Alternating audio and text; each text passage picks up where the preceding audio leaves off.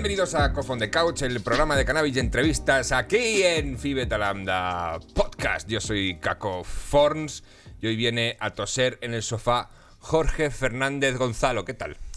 Pues aquí encantado de estar contigo porque soy además un escuchante del programa. Algunos capítulos sí que me los he visto. Eso me hizo mucha ilusión, me los he visto, sí. Porque te mandé un mail muy protocolario. A mí me hizo ilusión que me escribieras porque además pensé como Caco For parece a spam.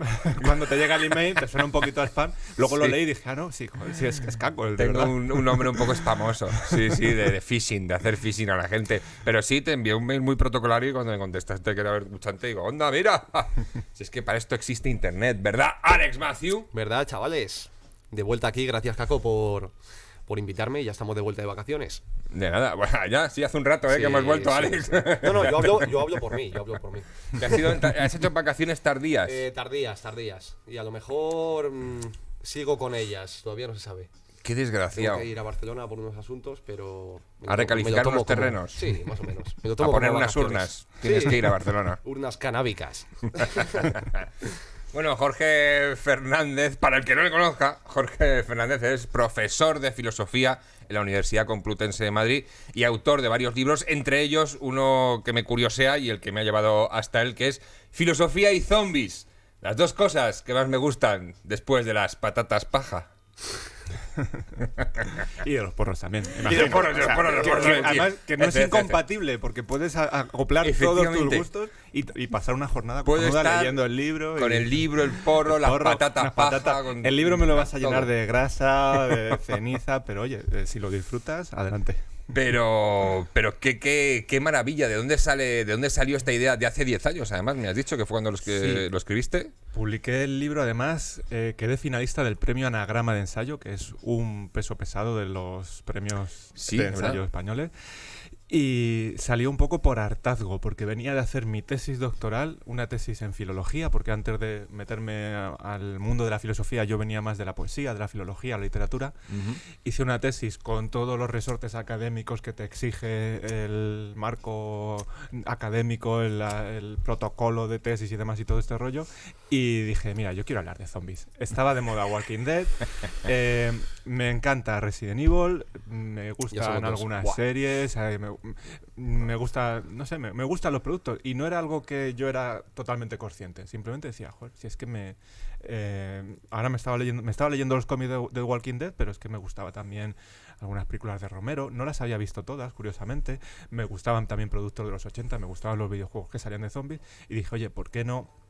Con toda esa bibliografía, con todos esos pensadores que tengo sobre la posmodernidad, sobre todas esas cosas que se han quedado un poquito fuera de la tesis, ¿por qué no lo utilizo con un poquito de trampa para hablar de los zombies? Y dije, pues venga, adelante. Y salió redondo, salió un texto del que todavía me siento orgulloso, a pesar de que la distancia muchas veces te obliga a distanciarte de tus propios textos, y sin embargo sí que sí que lo tengo como un libro. Yo no me he leído el libro, lo reconozco, ya solo vi la portada y dije, yo quiero quiero leerlo, quiero hablar con el tarot que ha escrito esto. Sí. porque me encanta y creo que para además estar aquí fumando, ¿el qué os estáis preguntando? Pues aquí hay varias cosas que estamos fumando, pero para fumar creo que va a venir muy bien, creo que nos van a faltar minutos en esta charla. Que ahora las charlas tienen que ser un poquito más cortas porque Ana Rosa está muy tiquismiquis y pone los archivos muy pesados. Muy pesados, se le repiten, se le indigestan. Es horrible luego descargarse esos archivos. ¿Pero qué estamos fumando aquí? ¿Qué estás fumando tú, Alex? Bueno, chicos, estamos fumando un poquito de Amnesia Hypro. Nada especial, pero es lo que teníamos por aquí. Pero hoy lo importante no es lo que estoy fumando yo, sino lo que estás fumando tú, que es mucho más bonito, ¿no? Lo que no he prendido todavía. Que, bueno, esto es... Me han dado una extracción... Me ha dado un señor una extracción por la calle. Me han dado un amigo pues que hace extracciones, pues me ha dado una de un color muy clarito, ¿verdad? Increíblemente clarito, que además no huele a nada. Me ha dicho que lleva un poco de CBD. Y mucho THC, ¿no? Y no lo sé, no lo sé. Mira, yo he echado todo el pedrusco que me ha dado, yo lo he echado aquí, con tabaco, que además me ha dicho, vaporizado mejor, fuera, nada. No. Lo he echado tabaco. Y no sé, le voy a pegar a esto, pero que a lo mejor me quedo currucu. Bueno, lo veremos en el programa. Si te vas callando tú, voy yo sacando tema de conversación y ya está. Sin problemas. Seguimos. Yo he venido aquí a hablar de mi libro, así que vosotros ir a vuestro rollo. Oye, ponlos por aquí, yo que sé que se abre un poco. Aquí tienes un par. Uno que me has de. Bueno, estos son los que me has dedicado. Un par de libros que te voy a regalar y que están ya en tu poder. Sí me gustan, están firmados. Qué maravilla. Y Uno está en valenciano porque gané un premio también ligado a una institución valenciana y se llama La Resta Risible. La traducción sería el resto risible en castellano. Pero vale. Allí resta y resto no se dicen igual, curiosamente. Vale. El resto sería el resto risible. El resto risible es esa pequeña partícula de la filosofía que ha quedado un poquito al margen y que, sin embargo, hace gracia, hace risa. Y luego otro libro que se titula Políticas de la carne nueva sobre el cine de Cronenberg.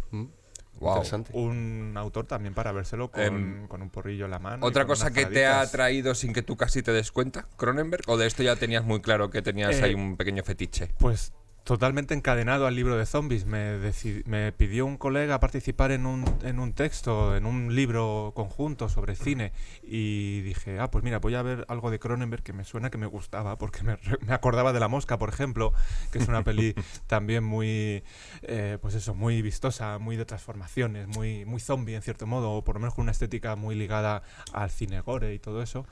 Y me acordaba de La Zona Muerta, que también me gustaba bastante de Cronenberg, pero no había visto casi nada. Entonces dije, pues bueno, voy a vérmelo todo y saco un pequeño artículo, a ver qué tal. Al final el texto de mi amigo no prosperó y alargué el texto para hacer un pequeño librito con esos materiales. Y descubrí a un autor que, sin saberlo, me gustaba y resulta que tenía todas las herramientas para que yo pudiera escribir algo sobre él o para poder decir algo sobre él. No hay peli de zombies de Cronenberg, ¿no? Sí la hay. Hay unas ¿sí? películas, hay una película de las primeritas, que se me va a olvidar el nombre, en las que salen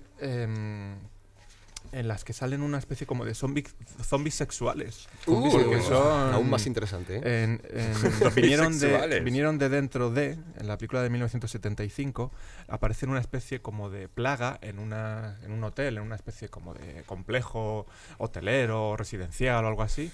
Hay una especie como de animal que se va picando a la gente y unos se van picando a otros, se van mordiendo a otros y se van atacando unos a otros y al final todos son como zombies sexuales que se entregan a una orgía final, algo así muy, muy curioso. ¿Entre ellos? Entre ellos y el que pille también se lo follan, claro. Van a hacer distinciones, ¿no? Claro, y si te follan te zombifican.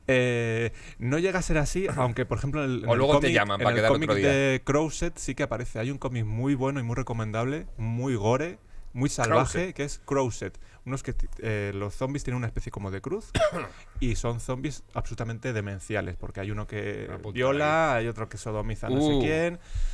También muy, muy interesante y no apto para estómagos ligeritos. Un poco gore, ¿no? Sí, sí. Bien, esto me gusta. Bueno, hay que decir que tú te acoges a la amnistía del porro, que no pasa nada. Sí, por mis años. Yo me excuso ya por mi... Siendo profe de somos filosofía... somos de la misma quinta del 82, ¿verdad? 82. Yo soy el 7 de enero. A mí la edad me ha castigado un poco más, por lo que sea. Y yo me acojo a la amnistía. Tuviste tu época, hay que decirlo, ¿no? Tuve mi consumidor. Soy de Vallecas, estudié en la Facultad de Filosofía. Se dan un cúmulo de factores que hacía inevitable que el humo surgiera en algún punto de mi vida.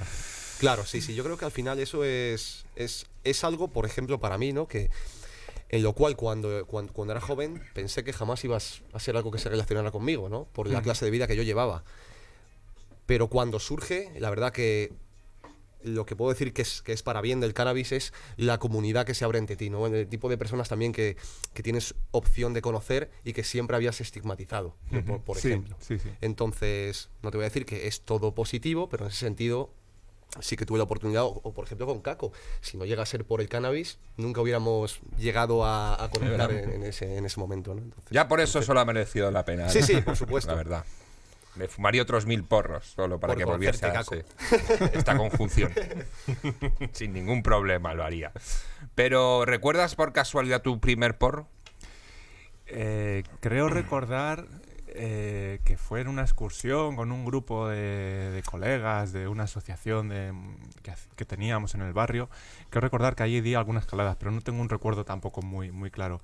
Sí que recuerdo lo que sería la primera fumada, o sea, la primera, decir, hasta aquí. Ajá. Fue en el cumpleaños de una amiga, cumplía 16 años y yo tendría 20 a lo mejor, o 19. Pégale algún grito a Ana Rosa que te me tiene a mi Ana Rosa, con 20 años. Ahí.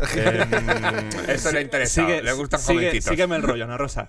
20 años, un melón, sin alcohol, porque no éramos especialmente bebedores, con 16 velitas. ¿vale? Hasta aquí puedo leer, ¿no? 16 velitas en el melón, pasándonoslo todo, éramos como 6 o 7 y acabamos hasta la bola, o sea, wow. Fue terrible. Y estábamos en el chalet de un colega, tenía una piscina, era verano, y claro, cada vez que nos quedábamos con el marcador de vida cero, nos íbamos a la piscina y recuperábamos vida porque esa fue muy buena. Y hay documentación gráfica entre algunos amigos con la cual me quieren chantajear en algún momento de mi carrera. Así que, bueno, yo creo que si lo cuento aquí, pues a lo mejor eso para otro el chantaje... Eso para otro libro. Pero sí, ese fue bestial, ese fue brutal. Wow. Pues filosofía y zombies. Yo siempre digo que los zombies me gusta mucho su filosofía. Es una frase que digo mucho y que la digo con la intención de que creo que el rollo ese que tienen de no parar nunca hasta conseguir lo que quieren también tiene un trasfondo muy filosófico del deseo y de conseguir lo que quieres y pasar por encima de todo y de todos para conseguirlo. Pero ni siquiera sé si uso bien esa frase. Bueno, yo soy muy liberal a la hora de que puedas proponerme tus ideas locas, filosóficas, eso no tengo ningún problema. Pero yo diría que más que relacionar los zombies con el deseo, como haces, yo los relacionaría con el instinto. Los zombies son solamente instintos. Perdón, ¿el deseo no es instinto? No, si nos vamos un poquito a Freud, el instinto es algo más primario. Los animales tienen el instinto de beber, comer, los bebés tienen el instinto de comer, beber y cosas así, pero el deseo ya es algo más construido, incluso socialmente, porque tú no solo deseas algo, sino que deseas lo que desea el otro, y eso ya es como otro nivel, ¿no? O sea, ¿necesitas a otra persona para generar deseo? Para el psicoanálisis, el deseo es un constructo social y el deseo es siempre deseo del otro, diría el psicoanálisis lacaniano. Y si nos vamos a las grandes figuras de la teratología, de la monstruosidad fílmica, el vampiro es deseo y el zombie es instinto. Y el vampiro es el que dice, no, yo quiero tener todos los placeres y todos los deseos, pero son deseos culturales, culturalmente construidos. Y además son deseos que contravienen muchas veces nuestras limitaciones o nuestros prejuicios cristianos, porque al fin y al cabo el vampiro es una figura contracristológica, podemos decir, contracristiana, ¿no? Es el que es una especie de conde que vive a partir de libidinizar los pecados de los seres humanos. En cambio el zombie no, el zombie es punto fijo, instintivo, y muchas veces los zombies, la mayoría no tienen sexualidad. El deseo está relacionado con la sexualidad, pero la mayoría de los zombies, quitando el ejemplo de Cronenberg que hemos visto, o quitando algún ejemplo muy, muy particular, los zombies no tienen instinto sexual o deseo sexual. ¿Y podríamos decir que el instinto es más fuerte que el deseo? No, yo no lo mediría, no sé hasta qué punto medirlo, porque el instinto es más vital, pero sin embargo... Sí, yo tengo un hijo de 2 años. Mi hijo, cuando era muy, muy pequeño, si tenía hambre lloraba. Pero cuando ya era un poquito más mayor, si tenía hambre y la comida no estaba hecha, le ponemos dibujos para satisfacer sus deseos. Es decir, porque sabemos que los instintos son muy fuertes, pero que a veces teníamos que engañarle con sus deseos y con todo el aparato libidinal, deseante que estaba empezando a forjar y con sus gustos. Le gustaban los dibujos. No estaba la comida preparada, pues toma Pocoyo, toma cantajuegos, lo que haga falta. Pero es verdad, o sea, lo decía en el sentido de que en mi cabeza todo esto, o sea, todo lo que te digo es en mi cabeza. Como que al deseo sí le puedes poner barreras, pero al instinto no. Sí, claro, el deseo. En el sentido que a lo mejor me parece más potente el instinto. Al deseo se le puede engañar quizá más que al instinto. Al instinto se le puede engañar también, pero el instinto va a seguir ahí porque hambre vas a tener y ganar de poseer algo es a nivel fisiológico, entonces sí que es más difícil. Y el deseo también es muy personal, ¿no? Porque puede acabar siendo algo también cultural. Y por la gente que me rodea yo deseo unas cosas, pero si viviera en una sociedad donde la gente no tiene nada, yo desearía... ¿no? Sí, el deseo está condicionado por aspectos y patrones de clase, por ejemplo, o cosas así. El gusto, por ejemplo, está condicionado. Hay un autor, un sociólogo que es Pierre Bourdieu, que nos dice que nosotros no deseamos en función de gustos personales, deseamos en función de gustos de clase y deseamos, por ejemplo, un tipo de ropa que se adapta a nuestros gustos, a nuestra comunidad, a nuestro modo de pensar, pero a un modo de pensar comunitario. Y, por ejemplo, los ricos desean un tipo de ropa distinta y eso se ve muy bien en las alteraciones que hay incluso en gustos estéticos, cuando los más ricos se pueden permitir no tener objetos especialmente vistosos, y los más pobres, cuando tienen un poquito de dinero, ya te están vistiendo con muchas galas a lo cutre. O sea, el hecho de querer ser más, querer reconocerte en gustos de ricos y no tener el gusto de ricos, entonces hace que tengas un estilo cutre y que vistas y que la casa la tengas súper decorada de cosas, cuando los ricos vas a su casa y los ricos no tienen 1000 cosas, no tienen 1000 adornitos en casa. ¿Y no crees son que ricos? eso también depende de tus propias experiencias? Te pongo un ejemplo. Yo, cuando siempre he tenido un móvil de mierda y acabé teniendo un móvil bueno, ¿no? Mi deseo siempre había sido ese móvil, porque veía gente pues más pudiente quizá teniendo un iPhone X o no sé qué, no sé cuánto, y una vez llegas a tenerlo, yo por lo menos cuando lo tuve dije, pues no merece tanto la pena, ¿no?, estar en este nivel. No era como yo pensaba. Y quizás sea así con todo. Es decir, que el pobre imita al rico, a lo que cree que es el rico, pero hasta que de verdad llega a ser rico, si es que alguna vez llega a serlo. Porque una vez estás en ese nivel, vas a empezar a ver las cosas como son y no como tú creías que eran desde otra perspectiva. O a lo mejor quieres más. O sea, o a lo quiero mejor decir, quieres más. llegas hasta aquí y ahora quieres llegar personal. hasta allí. Yo creo... Sí, sí. El problema que hay en cuestiones de clase y de deseo y de gusto y demás es que cada vez más avanzamos hacia unos espacios mucho más individualistas. Sí. Y antes queríamos reconocernos en nuestra clase y ahora lo que queremos es escapar de nuestra clase.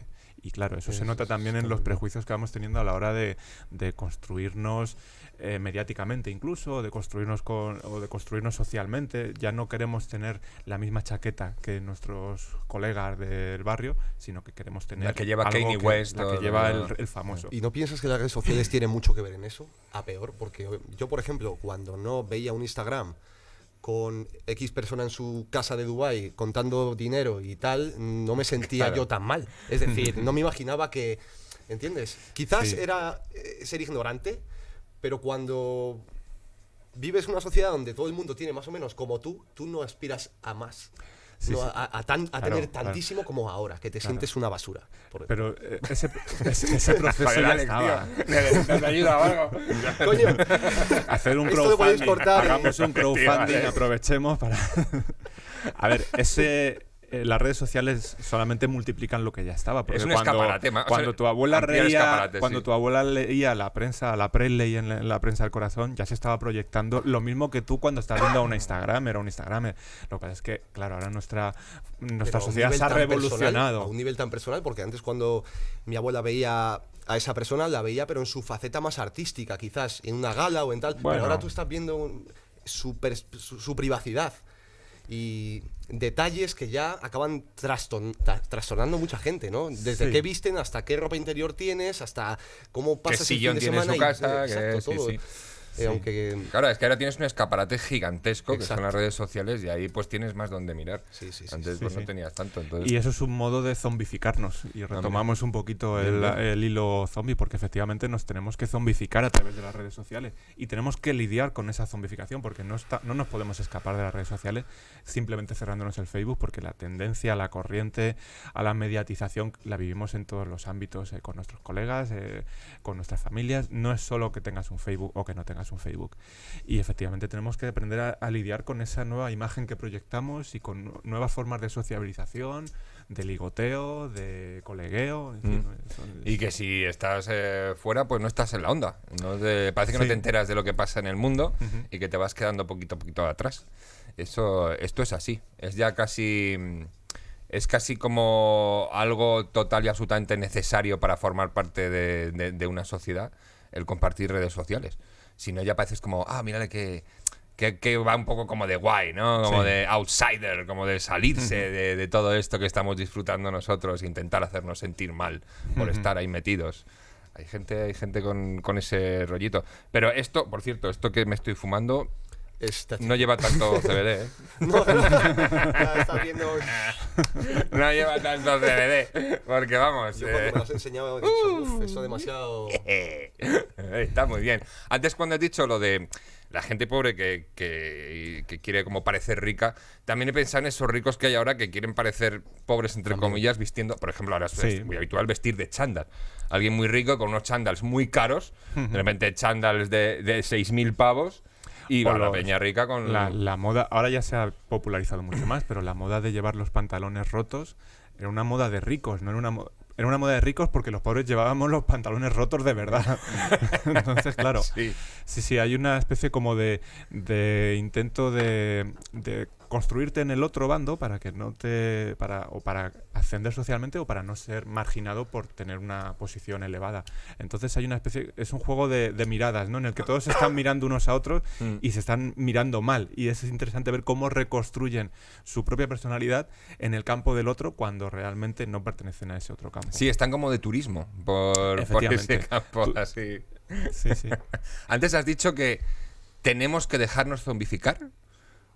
Tenemos que dejarnos zombificar un poco. O tenemos que aprender a zombificarnos, porque a entrar y salir de la zombificación. Tenemos que aprender ya a jugar con los medios y con esa virtualidad y con esa inhumanidad que nos presentan los medios, las redes sociales, las imágenes, el mundo de los media. Hay que saber jugar esas cartas. Ya no podemos huir, ya no vale eso de, bueno, no tengo WhatsApp. Puedes no tener WhatsApp, pero es que vas a tener otras vías por las que vas a entrar. Pues te en escribo este por mundo. Instagram, pues por Twitter, pues si no, LinkedIn, pues si no te Wallapop, da igual. Sí, al final siempre vas a estar conectado o vas a proyectarte o en tu trabajo o vas a consumir productos como como YouTube, por ejemplo. Al final siempre vas a estar ligado a esa mediatización en la que vivimos. Y hay que saber construirse en ella. Y eso yo creo que es un modo de aprender a ser zombies en un mundo zombificado, que es lo difícil. Pero sin quedarse enganchado. Sin quedarse enganchado, sin aprender a ser una horda zombie, sin ser una manada zombie. Aprender a crear comunidad en otros medios, en otros espacios virtuales. Eso también es difícil, sí. ¿Qué parte de miedo o terror? Porque claro, yo cuando veo a veces... Pero claro, me pasa a mí que me gustan mucho las pelis de zombies. No las veo con miedo. O sea, yo una peli de zombie no la veo con miedo, la veo con regustico. Yo tampoco tengo miedo a ver una peli de zombie. No es que esté tomando apuntes diciendo, uy, esto es posmodernismo, pero sí que es verdad que yo disfruto mucho las películas de zombies. ¿Has fantaseado con un apocalipsis zombie pequeñito de un par de días? He soñado muchos días. Los sueños más recurrentes que tengo son apocalipsis zombies. No es que yo esté obsesionado con los zombies, pero sí que dices, joder, hoy te levantas y dices, pues hoy he soñado que hacía me parapetaba en casa de un colega y venían los zombies. Y no pasa nada tampoco por... Es que estaba justo hoy, ha salido un listado que lo he leído en la revista Hobby Consolas, que justo me ha venido aquí al pelete, que era sobre las 40 pelis de terror que más miedo dan. Bueno, el titular es: estas son las películas de terror que más miedo dan según la ciencia.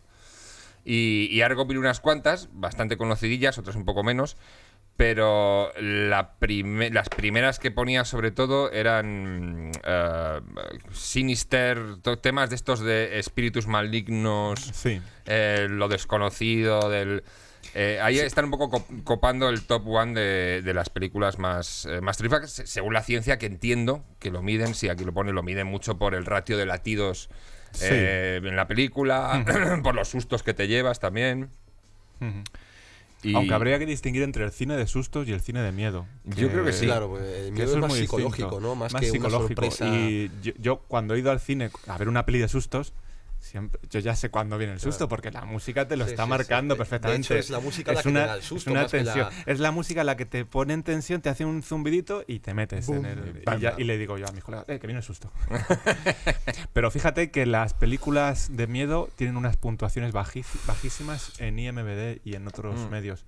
Porque la gente espera que las películas de miedo den miedo de verdad y no acaban dando. No acaban de sorprender. Yo creo que es muy complicado que hoy en día algo te dé de verdad miedo. Es muy difícil, sí. Aquí pone la primera de todas, Host, de Rob Savage, no la he visto. Creo que es un rollo de llamadas por Zoom y que vas pichando gente, pero sí, aquí está Insidious, Sinister, una que me gusta mucho, It Follows, Hereditary también me gusta mucho. La del payaso. It Follows, no, It Follows es una peli un poco indie de terror que mola mucho, que es de algo que te sigue con forma humana, va hacia ti siempre andando, alguien, un señor mayor, una vieja, da igual, un niño, y tú puedes huir, pero él siempre va a llegar. A lo mejor, yo qué sé, te vas a otro lado del planeta, pues a los 2 meses te va a encontrar y va a llegar a por ti. Si te engancha, te funde, y solo te lo quitas de encima si te follas a otra persona. ¿A otra persona? Sí, ¿A cualquiera? Te follas a cualquiera, se lo pasas, le sigue a esa persona, pero como lo mate, vuelve a ir a por ti. Lo que viene siendo una veneria, básicamente, sí, ¿no? La verdad que sí. Es una veneria un poco más complicadilla que una clamidia, pero sí. Sí, pero viene a ser lo mismo. Viene a ser lo mismo. Y está muy guay, la verdad que es una película que da muy, muy mal rollito. It Follows. Y Paranormal Activity, que era una película que a mí, la primera de todas, a mí siempre me gustó muchísimo. Y es verdad que me daba muy mal rollito, igual que me pasa con La Bruja de Blair, pero que ya son terrores más psicológicos y más de la película que tú te montes. Sí. Muy psicológico. Y ya es la película que tú te montes. Claro, que yo creo es la imaginación que tú tengas es el miedo que te va a dar esa película, porque ahora mismo es eso, que te dé miedo real una peli, lo muy complicado, y sobre todo cerrar bien una peli de miedo también parece muy difícil, por ejemplo. Sí, porque al final o muere todo el mundo, o si la atmósfera, o... Sí. Hay muchos niveles, la atmósfera tiene que estar bien, los personajes te tienen que transmitir también algo de empatía para que tú tengas miedo y te metas en ese personaje, y muchas veces hay mucho cine adolescente de miedo que bueno, pues no cumple con las expectativas a lo mejor de muchos espectadores. Y porque el miedo ahora real creo que es que no llegues a pagar el alquiler.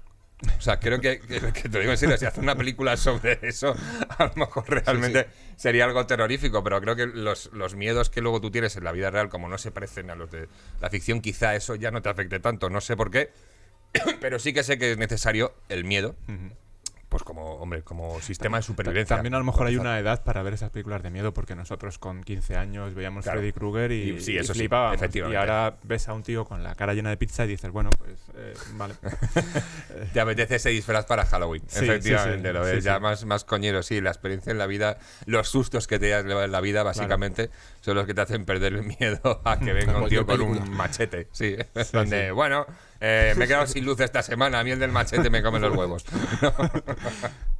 Pero sí que el miedo creo que nos ha hecho avanzar como sociedad muchas veces y nos ha ayudado a sobrevivir. ¿Eso sería instintivo, el miedo? Sí, el miedo yo creo que apela directamente a nuestros instintos más primarios, además con respuestas fisiológicas muy, muy primarias. Sí, totalmente. Totalmente. Mejor que el deseo, eso siempre. ¿Tienes algún mote como profesor en la uni?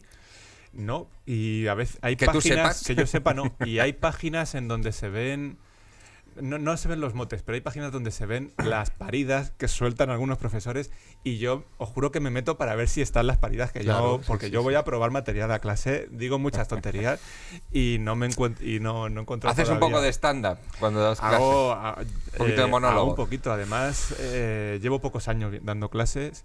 Y llevo pocos años viendo más tema viendo este canal, viendo temas de humor y escribiendo como el libro este que teníamos aquí.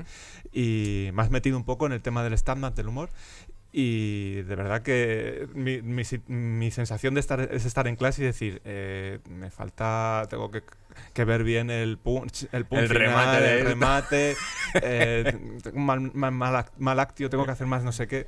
Bueno, claro, es que te tienes que ganar a tu público, además un público... Y con un tema muy áspero, porque claro, está muy bien contar lo que te hace tu exnovia o las llamadas que tiene o las juergas con tus colegas, pero tú explícale la filosofía kantiana a un chaval y hazle gracia. Eso ya está explicado, eso sí que...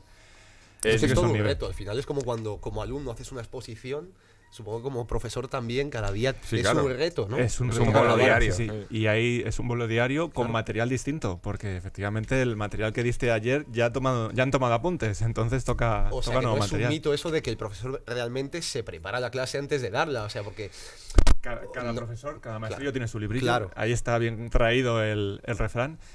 Yo, por ejemplo, una vez que me preparo la asignatura, yo tengo mi truco, que es utilizar las diapositivas y tener ya el material en diapositivas y hacerme mi resumen en papel. Y cuando tengo que recuperar esa asignatura al año siguiente, yo el día de antes me miro las diapositivas y me miro mis apuntes de papel y en el metro puedo directamente preparar esa clase. Pero claro, hay que ir avanzando en materiales, tienes una clase nueva, a lo mejor se te ocurre un ejemplo nuevo porque, por ejemplo, el otro día hablando de lo sublime en estética, pues he hablado del volcán de Canarias, ¿no? Que Kant también hablaba de los volcanes para explicar lo sublime. O sea, pues que tienes un material ahí que vas renovando, o por lo menos ejemplos que tienes que estar un poco al día para... Trabajando con la actualidad, traerlos. claro. Sí, sí. ¿Con qué temas los petas más en clase? O sea, ¿qué es lo que más atrae ahora a los chavales, por ejemplo, a nivel de Yo filosofía? noto que hay bastante interés en el psicoanálisis, a pesar de que es un tema bastante denostado y de que siempre se dice que Freud es totalmente acientífico y que muchos de sus ideas o muchas de sus prácticas estaban un poco manipuladas y sus textos tienen alguna manipulación y los pacientes no lo pasaron tan bien, los casos no quedan tan bonitos como él los resuelve en sus textos, pero aún así veo interés en Freud porque sigue siendo algo por descifrar.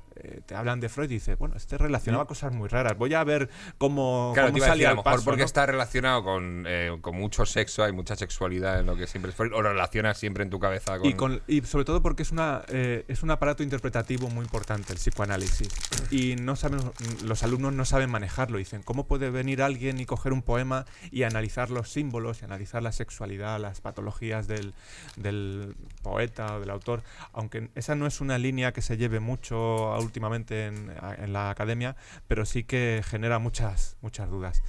Y luego también pues temas de feminismo, por ejemplo, también suelen reclamar interés en mayor parte porque son alumnas, sobre todo lo que yo tengo en las carreras de humanidades, y quizá cuestiones de posmodernidad o de identidad, cuestiones identitarias.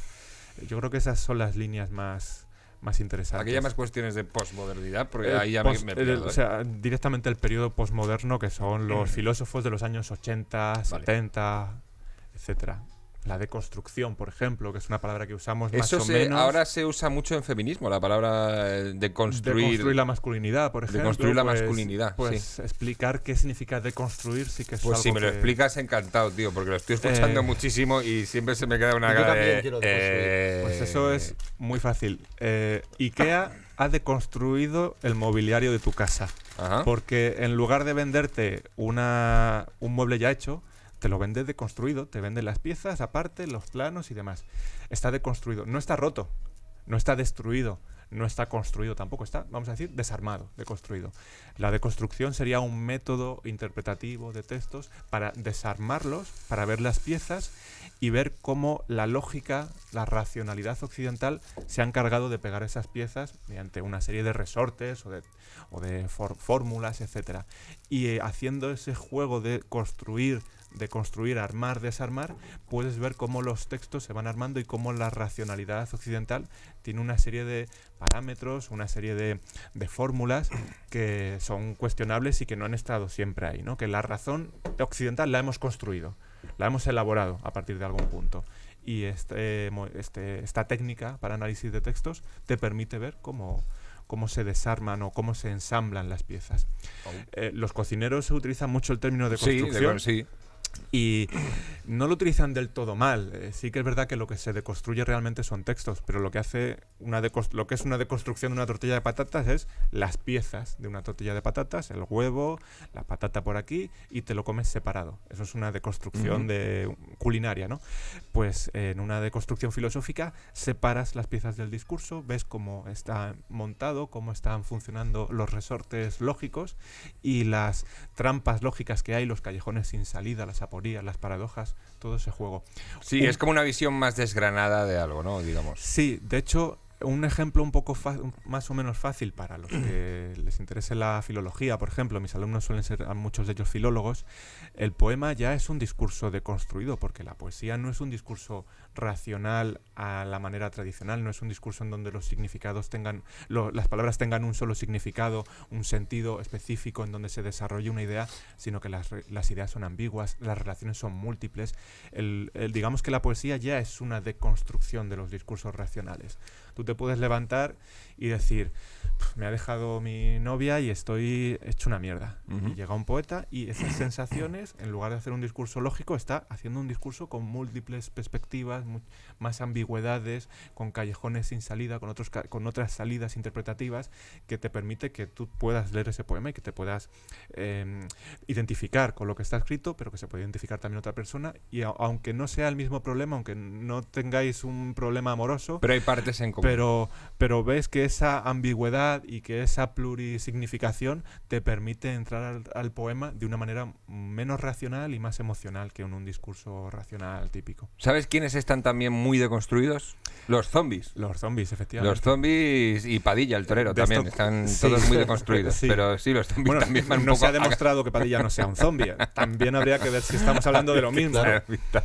Pero sí que se puede deconstruir un poco. De hecho, el zombie es una deconstrucción del ser humano, en cierto modo, porque son las piezas que componen un ser humano, pero al fin y al cabo el ser humano te produce una empatía y tú miras el rostro de un ser humano, de otra persona, y tienes un impulso emocional hacia esa persona. Sin embargo, hacia el zombie no. Esas piezas ya no Bueno, están. a no ser que sea familia o algo, que es verdad y que... aún así te toca dispararle Sí, a bocajarro, aún así y tienes le que... disparas. Bueno, aún así... Tienes que bajártelo porque si no, se te come. Sí. Por eso es una estructura deconstruida en relación a... Lo que pasa es que es una estructura reconstruida que se repite demasiado, un elemento que es el instinto de alimentarse, básicamente. O sea, que no puedes ver en un zombie mucho más allá de algo excesivamente instintivo, a no ser que te vayas, por cierto, que la tenía también por aquí, a una peli de Romero, de las últimas que hizo, y tengo que decir, le he ido cogiendo cierto cariño con el tiempo, pero no era de mis favoritas. Lo que pasa que ya es verdad que me la he visto un par de veces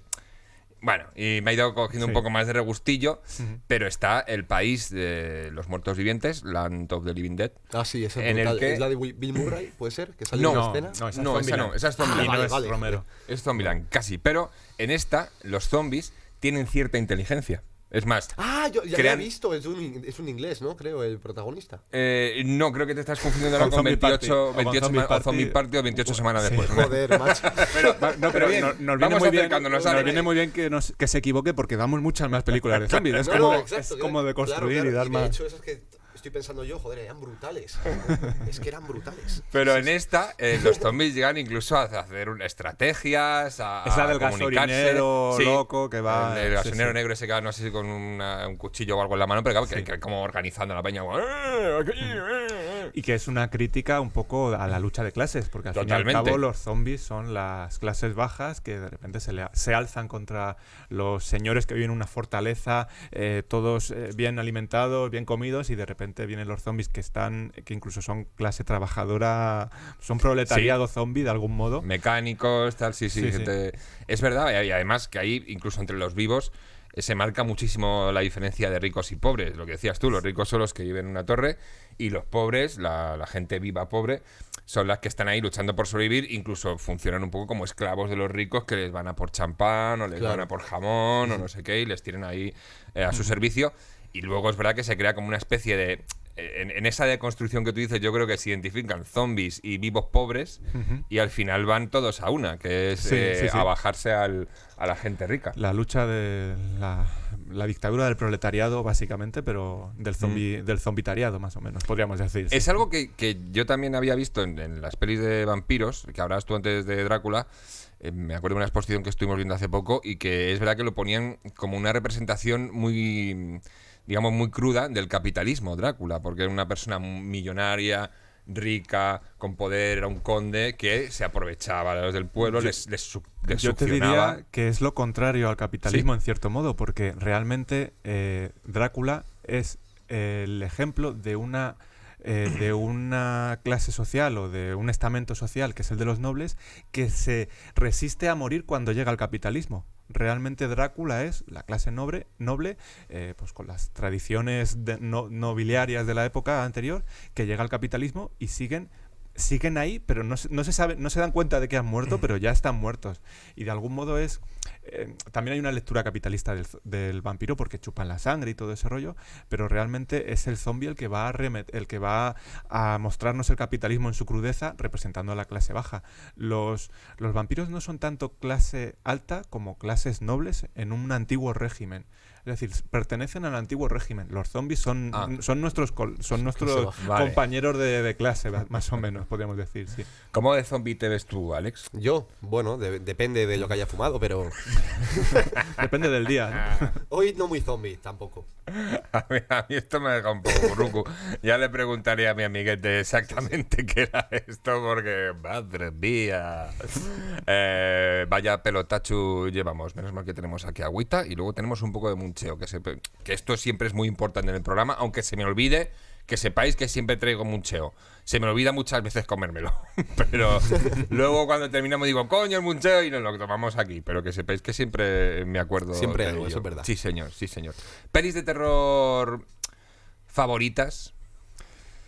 No tengo pelis favoritas así. ¿Alguna que te haya marcado o te haya dejado algún mensaje? A mí me pasa que como ya miro muchas veces el cine desde una perspectiva más de lo que puedo sacar, de lo que puedo escribir de ellas, no las mido en función de mis gustos, sino de las posibilidades que yo puedo sacar de ellas, y realmente aparco mucho el gusto a la hora de ver cine o de ver productos. ¿Ah, sí?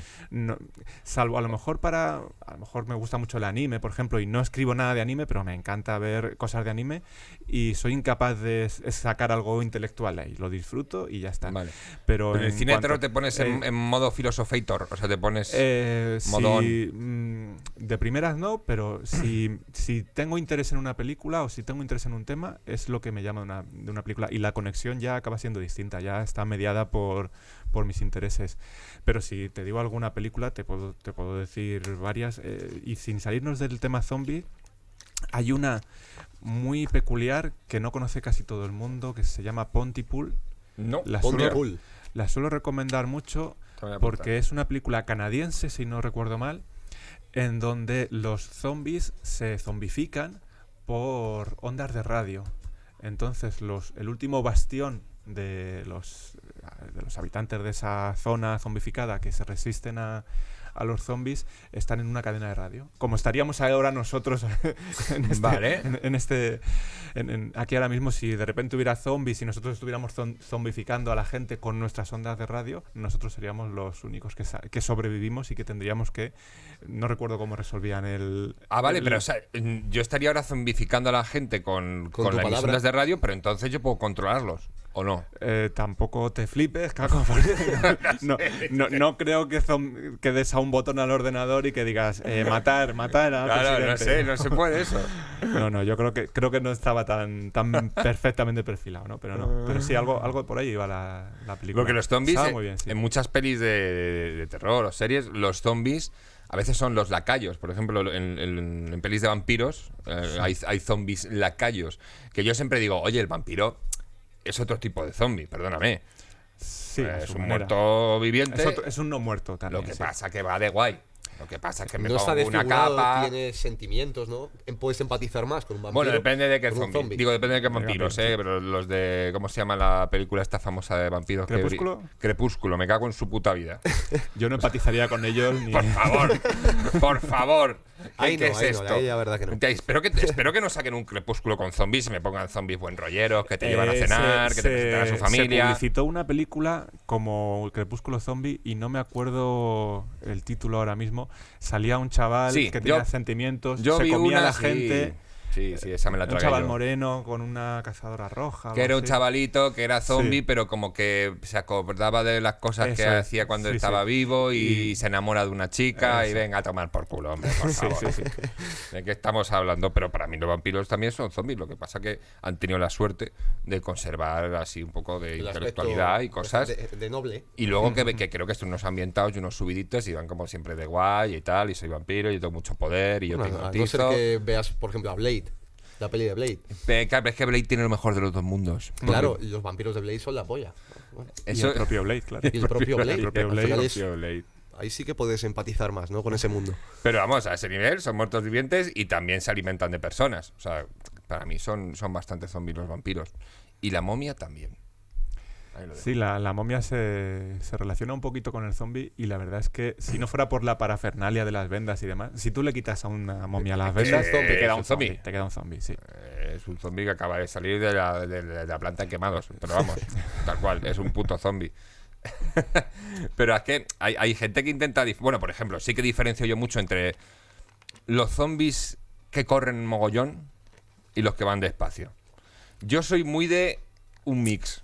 Porque aquí he contado alguna vez la teoría, hablando de zombies, de que si a ti te acaba de morder un zombie, tú no tienes por qué haber perdido tus cualidades físicas. O sea, podrías salir corriendo detrás de una persona. Ahora, si te levantas de la tumba, sales hecho mierda después de 20 años y tal... Con toda la resaca un poquillo muerto. ¿no? Efectivamente, yo un domingo por la mañana, pues claro, ahí es más complicado. ¿Eso tiene algún contenido filosófico que sea más rápido o más...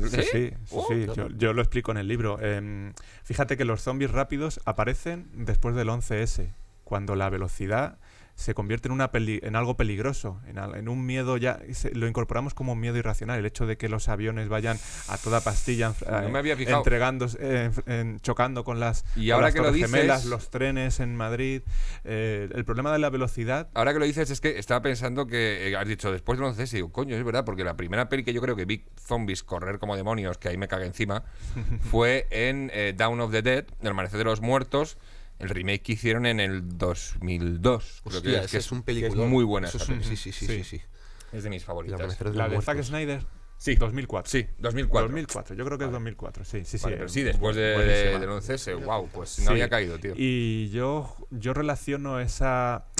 Primero que el zombie lento es una amenaza que poco a poco va alcanzándonos, ¿no? Y eso se relaciona con la era del macartismo en Estados Unidos, cuando se tenía miedo a que poco a poco el comunismo fuera entrando en nuestras fronteras, en las fronteras estadounidenses, y que sin darnos cuenta, pues el vecino empezara a tener ideas comunistas, o que todos empezaran a vestir igual, o que todos empezaran a actuar de una manera extraña, como ocurre con muchas películas de la época, en donde vienen unas vainas alienígenas de los años 60, sobre todo. ¿Cómo se llama? Los ultracuerpos. Los ultracuerpos, la invasión de los ultracuerpos. Invasión de los ultracuerpos, también te la recomiendo. Ese tipo de películas se relacionan con se llamaba The Faculty, que era una imitación, es el remake, ¿no? Que es muy buena esa película, de Elijah Wood, del Señor de los Anillos. Esa me encantaba, tío. Esa es muy buen remake. Está basada en el ladrón de los ultracuerpos. De los ultracuerpos. La invasión de los ladrones de cuerpos. Esa película de los ultracuerpos. Brutal, me encantaba. Sí. Pues ese miedo ancestral, o ese miedo, sobre todo que se recogía en los años 60 en el imaginario del macartismo y de las luchas anticomunistas y demás, y de la ideología estadounidense anticomunista, tiene que ver con ese zombie lento y con ese miedo a que de repente una masa llegue y te sobrepase y te arrolle, ¿no? Sin embargo, hay que estar siempre alerta porque el enemigo se va acercando. Sin embargo, en un universo más neoliberal, en donde el problema ya es que te mate algo, un accidente, o un loco, o un asesino, o un yihadista, o un terrorista, o cualquier cosa, que simplemente con que venga un zombie corriendo ya te cojonas. Antes veías un zombie y decías, bueno... tengo tiempo. Hasta que llega, claro. Hasta que llega, pues, oye... Tengo tiempo. Sí, claro, yo en todas mis fantasías de apocalipsis y zombies son zombies lentos. Son zombies lentos, tampoco te vas a poner a estresarte en un sueño. Por favor. O sea, no, yo también. A mí me impactó muchísimo. Me acuerdo que cuando vi la peli, una de las cosas que más me moló, que luego además también lo incorporó 28 días después, 28 semanas después... Eran esos zombies, tío, que corrían como diablos y que pegaban unos botes de la hostia. Bueno, me acuerdo que salí del cine aterrorizado justo porque dije... Diciendo, ahora corre. Mierda, ahora corre. Ahora tengo que pensar esta estrategia. Claro, tío. Y saltan. Yo que había puesto el bordillo de casa. Claro, tío, que no suban escaleras, por Dios, que había puesto un montón de escaleras en casa. Yo vamos, lo he pensado mucho a veces sí que fumando en casa he dicho, venga, ahora mismo, zombies, aparecen zombies. ¿Qué recursos tengo en casa? ¿Qué recursos tengo? ¿Tengo comida? ¿Tengo agua? Ahí no suben. Sí, pero estás jodido porque estás un poco ya encerrado, quiero decir, o sea... Ya, también, pero vivir en un piso es un poco putada, creo que organizándote bien y con cierta valentía puedes sobrevivir bastante entrando en otras casas, que luego también a ver cómo entres. No sé, yo me he estado rayando mucho con esto, ¿eh? Y creo que vivir en un piso no está bien para... No y, mucho menos, para ello, ¿no? y mucho menos en el centro de una ciudad. Ya. Porque ahí es que está lleno de gente. Sí. Si es que lo ideal es vivir en el campo en medio de una casa y que ahí a lo mejor con suerte ni te enteras. Sí, pero que sea muy muy en el campo, porque si te pilla en un chalecito aquí a las afueras, en Rivas, y de repente dices, no, pero si es que todos mis vecinos vienen en manadas, hordas a mi casa. Hay que tener cuidado con eso, sí. Hay que elegir muy bien dónde se vive, porque nunca se sabe. Hay una finca aquí, otra aquí, ¿no? Muy lejos. Y dices, vale, les veo venir, desde el tejadito les veo venir. Tienes más seguridad. Hay mucho también escrito sobre asedio, porque los zombies tienen eso, que no se cansan. Esa es otra de las cosas que me gustan de los zombies, el que ya digo que no se cansan y no van a parar hasta que se te puto coman. Y no los vas a tumbar. O sea, a no ser que les dispares en la cabeza, ellos van a seguir para adelante y tienen esa ventaja ante ti, que tú sí que pasas sed, pasas hambre, pero a ellos ella no. se la suda, solo quieren comerte la oreja. Es un ejército invencible. Están muertos ya. Bueno, sí. Desde luego, cuando se unen, que eso también creo que tiene mucho contenido de la clase obrera, de la lucha obrera, ¿no? Sí, sí. Cuando nos unimos es cuando tumbamos todo esto. De hecho, claro. las primeras películas pre-romerianas, Yo bailé con un zombie y cosas así, los zombies responden más al mito haitiano del zombie, que es un zombie que realmente ha tomado un poco de escopolamina, que es el del pez globo, ¿no? Escopolamina, es lo que se Es supone un que les burundanga, come. Que ¿no? seguro La que en esta escopolamina. bandeja tienes algo de escopolamina que te haya Pues, sobrado el otro día. no lo sé, a lo mejor llevo encima escopolamina no es algo- burundanga? Creo que es parecido, pero no es exactamente lo mismo. Yo tampoco tengo vale. conocimientos en Ya, drogas zombie. Tengo mis Vaya. limitaciones también, ¿eh? Reconozco. Me has traído un poquito Y- de... No, libro eso, no he ¿no? traído burundanga. Y bueno, las primeras películas en blanco y negro de zombies, pues hablaban de zombificación de trabajadores que eran convertidos en esclavos. Y hay casos documentados. Wes Craven hizo una película que se llamaba La serpiente y el arco iris, basada en Sí. un libro también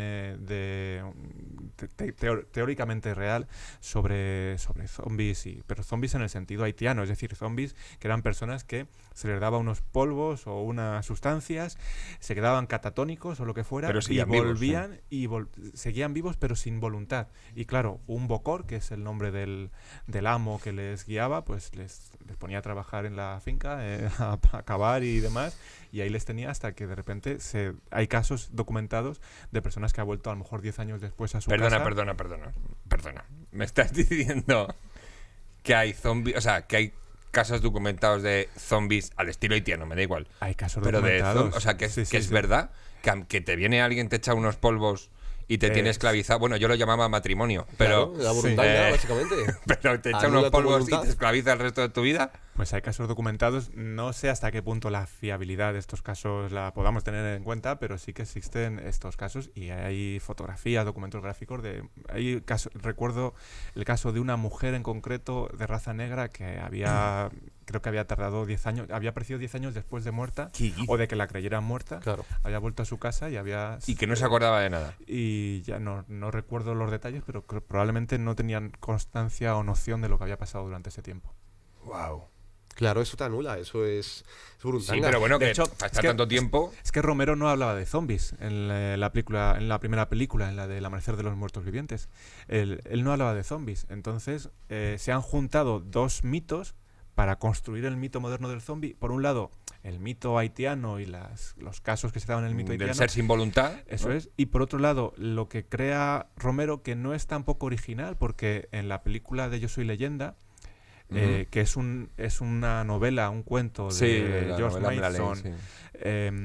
un poco anterior, unos años anteriores a George Romero, se habla de vampiros. Ahí sí que se habla de efectivamente. vampiros, pero son absolutamente zombies. Para nuestro modo de percibirlo actualmente, son zombies que no pueden salir a la luz, pero que viven en colmenas, en hordas, y que atacan y que muerden y que más o menos eso se cree que sería la semilla que dio paso a que George Romero creara el zombie romeriano como tal, que es una mezcla de esas dos o más Porque el vertientes. zombie haitiano no tiene por qué comerte, a no ser que de repente se lo ordenen... Mucha hambre tiene que tener un zombie haitiano para que te coma, pero no, en principio no tienen esa agresividad. O sea, el ni zombie esa- haitiano es el buen rollero. O sea, el que no tiene... El drogado. Es el fumeta. Sí, es el fumeta. el es que no te importaría tener de colega Sí, y, es el colega, y, sí, oye, sí. vete a por unos munchis a la gasolinera. Es el que va, y además va. O sea, Y además como que va. zombie, es que va.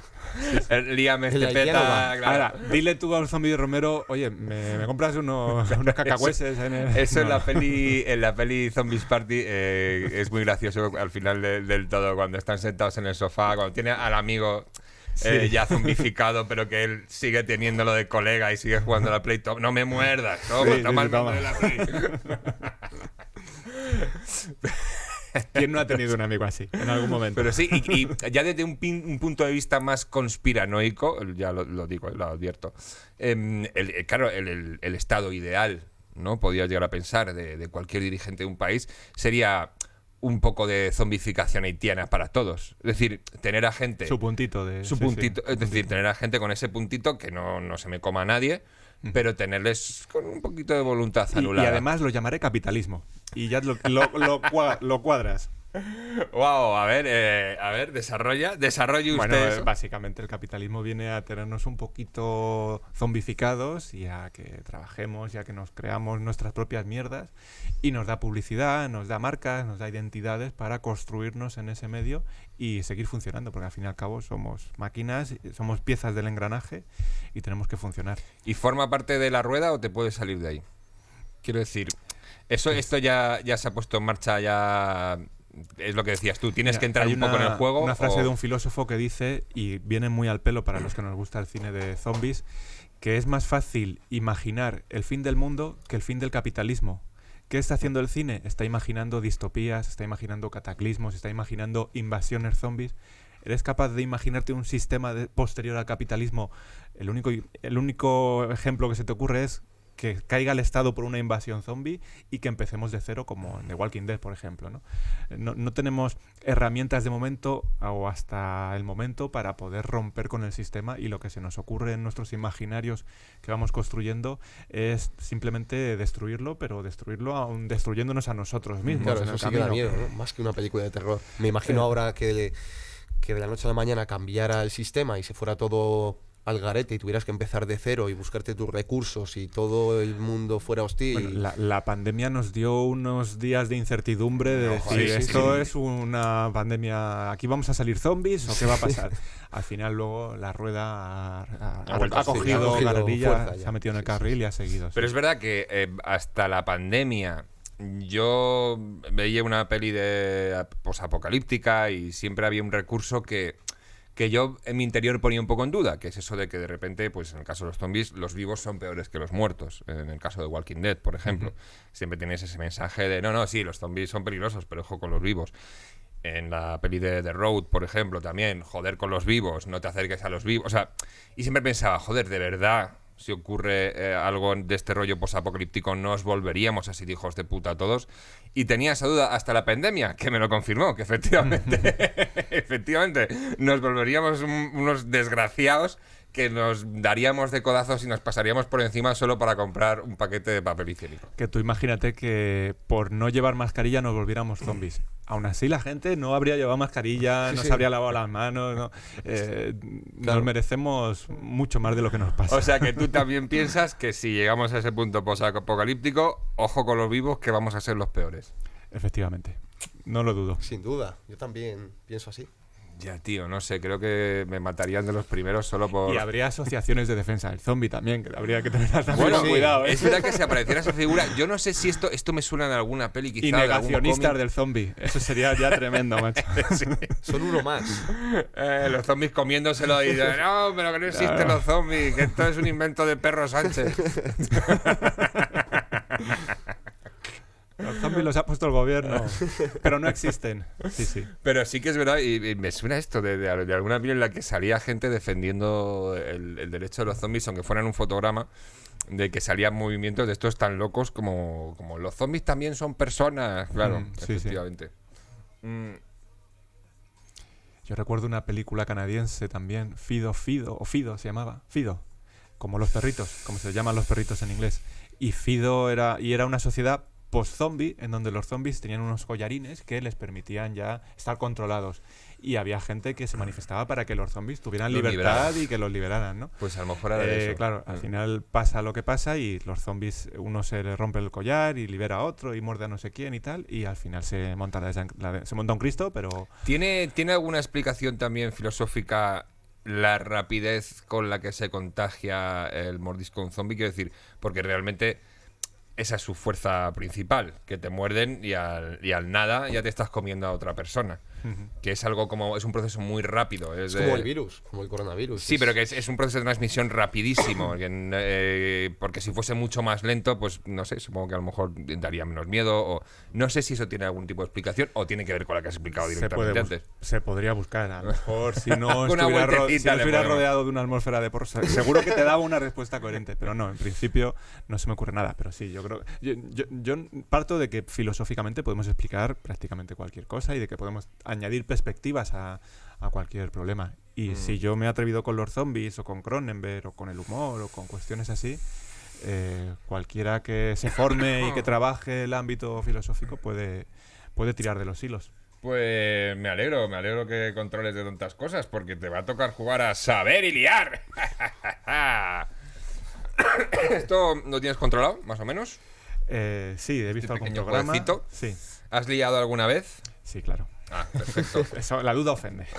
Maldición. Creo que no tenemos aquí hierbesita, pero bueno, mira, como es simplemente el acto de liar, puedes tirar de tabaquillo, que tenemos aquí todavía un poco. Te dejo filtros, que tengo aquí uno. Aquí tienes papeles de todos los tamaños. Vamos a ir a por uno sencillito. Venga. Vamos a buscar la pega también. Bueno, te recuerdo, nada, liarte un porro en el menor tiempo posible mientras te hago preguntas de cultura general. Y esto, ¿no?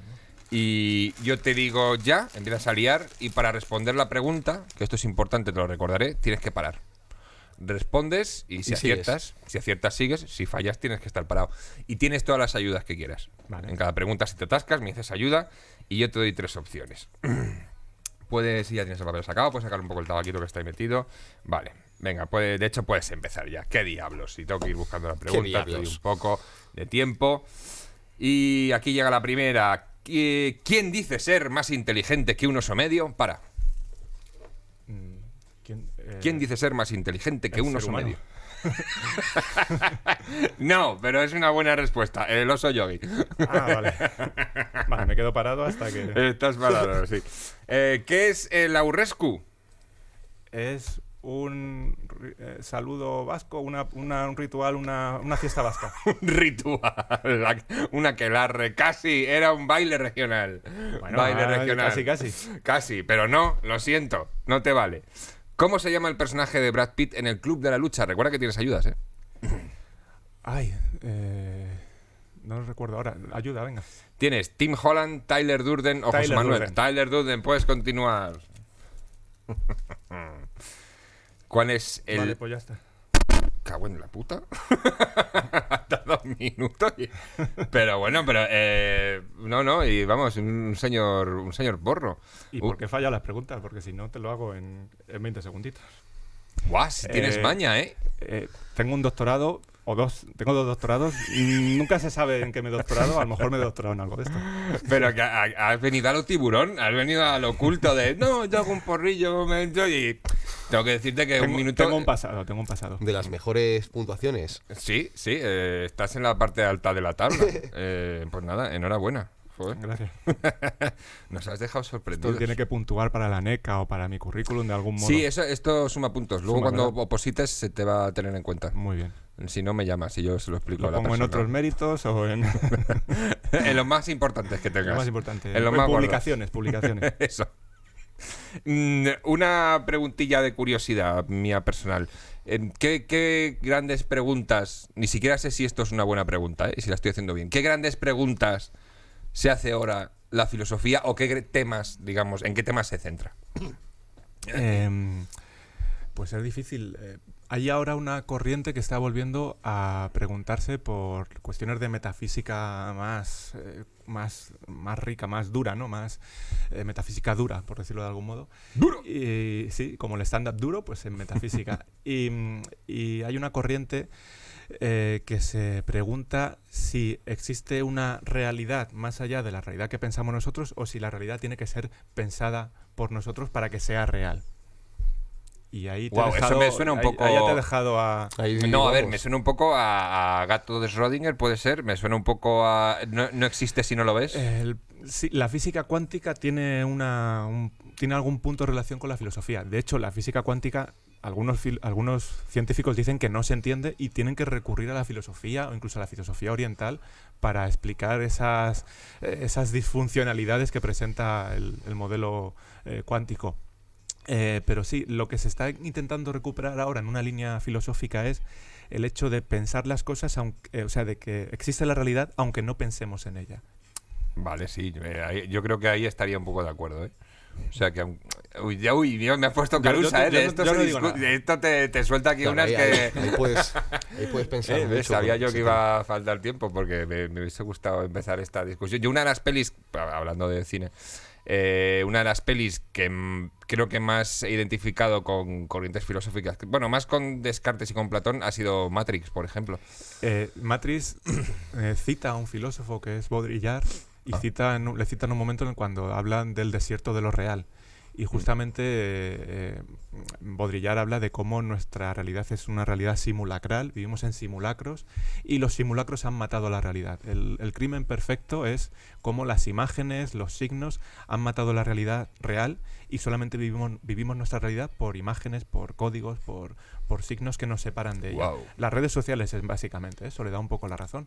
Porque eso da para otro programa incluso, ¿eh? Sí, no, claro, es que ya me voy un poco a joder, no sé, a un poco también las clases. Si es lo mismo esta visión para alguien pobre que para alguien rico, estaba ya divagando yo un creo poco. Que no. La visión depende también de la clase, ¿no? Muchas veces, en parte. Sí, pero que luego lo que decíamos antes, el pobre puede tener visión de rico, el rico puede tener la visión del pobre. Entonces creo que si hay esos elementos en común, tiene que haber una realidad existente para que esas dos clases lleguen a una misma conclusión. Madre mía, vaya paja mental. O a lo mejor ellos construyen la realidad en ese juego que no tiene Jorge, solución. por favor, ¿eh? Vale, me voy a casa. Esta rueda ya, que tenemos aquí. que ir terminando, ¿no? Y además tenemos que ir muchando un poquito que yo, mira, como dice, he dicho, viene un profesor. ¿Qué se le da a un profesor de regalo? Una manzana. Una manzana. Pero bien como lustrosa y... como me parecía muy cutre, pues he traído un bizcocho de manzana. Que no sé si voy a ser capaz de abrir. Espérate. Bueno, podemos cogerlo desde aquí. Luego te doy unas servilletas, no te preocupes. Pero un bizcochito de manzana. Muchas gracias. Que he traído. Gracias. Para el museo. ¿Quieres un poquito? Yo ahora cojo, que tengo el aparato puesto, tío, y no... Ahí va. Que salga ¿Te lo has en puesto hace plano. poco? Es transparente. Ah, de esos me tengo que poner yo uno, Claro. me han dicho. Llevo ya un par de meses y no veas, tío, cómo se nota, ¿eh? ¿Te hace bien? Sí. Pues... ¿Compatible con los porrillos? Sí. Lo has preguntado al médico. Oye, doctor. Me ha dicho, a ver. Mira, tú Lo que mismo. no es compatible con la vida, a Claro. lo mejor serían los porros, pero con el aparato, Con el perfecto. aparato perfecto, sí. Pues me va a tocar a mí en unos meses ponerme uno de esos, a ver qué tal. Estaba un poco reticente, pero si me dice que ya me ha dicho una persona que va muy bien, ¿eh? Muy bien, muy bien. Vale. Yo, vamos, llevé brackets en su día y se me movió otra vez todo. Y ahora me he puesto esto y de lujo. Esto no está mal, ¿eh? Un poco industrial, un poco sabor industrial. Bueno. Porque ponía artesanal. Mi racioncita de capitalismo Ya, claro. tampoco me viene mal al día, ¿eh? No, Los filósofos también tenemos nuestras debilidades. lo que has dicho, hay que dejarse llevar, hay que dejarse engatusar un poco y zombificar por el capitalismo. Siempre que seas consciente de ello. Y si está rico, mejor. Sí. Efectivamente. Mejor que una manzana está. Seguro. Pues a modo de despedida, ¿tienes algún proyecto nuevo, algo que tengas en la cabeza sacar en adelante? Pues mira, tengo escrito un libro sobre Ignatius Farray. ¡Wow! Y quiero una editorial. ¿Cuál es mi cámara? una editorial Solo hay una, es que esa. me publique algo sobre Ignatius Farray. Sí, sería una... El libro ya está escrito y quiero sacarlo. Muy guapo. Di una conferencia en su día sobre su pensamiento y creo que merece la pena. Voy a hacer un pequeño alegato. Dale, Creo dale. que merece la pena que la Maravilla. filosofía se fije un poquito más en el humor. Hay gente como Dani Alés, por ejemplo, que está trabajando desde la filología, es el doctor en Total. filología.